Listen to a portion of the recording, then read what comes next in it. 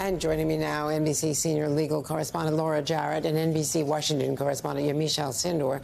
Laura, there is another deadline tonight, so take us through where things now stand with the courts and whether this could potentially reach the Supreme Court rather quickly. So as of right now, this case lives in the Fifth Circuit Court of Appeals, and that's because the Justice Department, as well as the pill manufacturer, Andrea, Danco, have tried to get that court to essentially press pause on everything just to keep the status quo in check here while the case plays out. We'll wait to see what the Fifth Circuit does, but in the meantime, they have asked the plaintiffs, the group of anti-abortion activists and doctors that filed the lawsuit, they want to hear what they have to say on this case. And so you can expect to see them put forth that legal filing late tonight by midnight is when they're supposed to do it.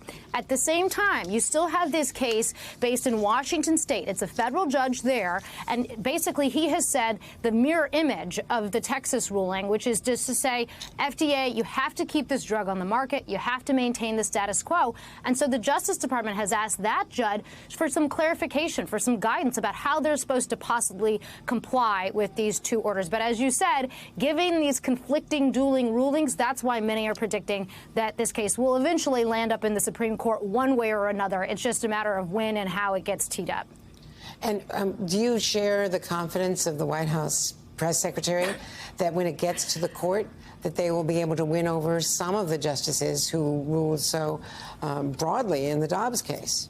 I've never been a fan of getting into the predicting business about what the Supreme Court would do, especially on this issue. There were many who had predicted the court would not overturn Roe versus Wade, and look what happened. Having said that, the ruling in Dobbs is different to the extent that they sent the issue back to the states to say the states should be the ones that decide how to regulate abortion. And here you have a federal district court judge who has taken it upon himself to issue a nationwide staying of the effectiveness of this drug, which is quite a bold move. It's never been done before. And so this may be a case where the Supreme Court wants to go that far. And Yamiche, when you look at it also, that if this ruling were to stand, it sets all kinds of precedent in terms of administrative law overruling an FDA-approved drug that has been on the market for so many years. But let's talk about the governors in the states. Democratic states, Massachusetts, California, Washington State, were already stockpiling both of the major abortion drugs well before the Texas ruling. And now you see Maine joining in and others. This is going to spread. The stockpiling of a medication that is needed in many cases for non-abortion use.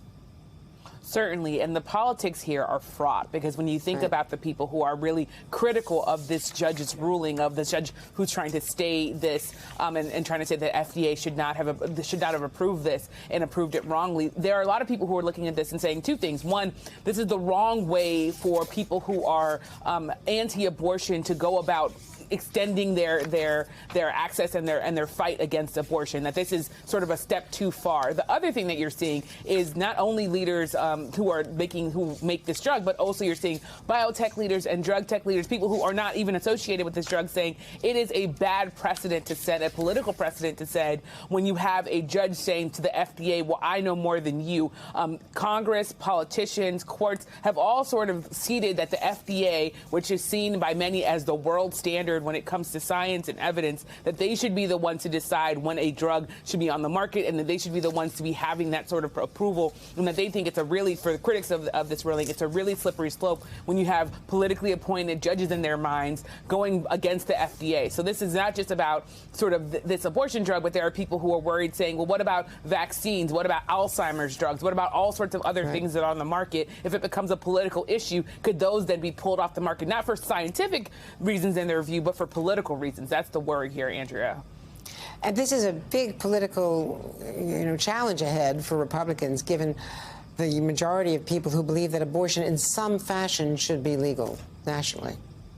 Well, this is the interesting thing. I mean, after the Roe decision, you had, of course, some Republicans who were celebrating this generational win that they had fought for so many years. But you also had a number of states, including Kansas, including Kentucky, taking these votes on constitutional issues, on limiting abortion, that were actually in favor of supporting abortion rights. So this is very much a tricky issue for Republicans, and you're already seeing in places like Wisconsin and other places, this is really still a potent issue with that Democrats Democrats believe if they run on and really explain to people just how much Republicans are trying to restrict abortion, that they can help get more Democrats elected here. And I know as someone who's been out in the field and talking to voters, even when it comes to a number of Republican women, especially young Republican women, they are very worried about what this turns into in terms of going against access to abortion. There are some people who saw the label of pro-life, which is a label that they were using, that they didn't mean that they were going to have no exceptions for abortion, for rape, or no exceptions for incest, or in this case, no exceptions for medical abortion. So it's a very, very,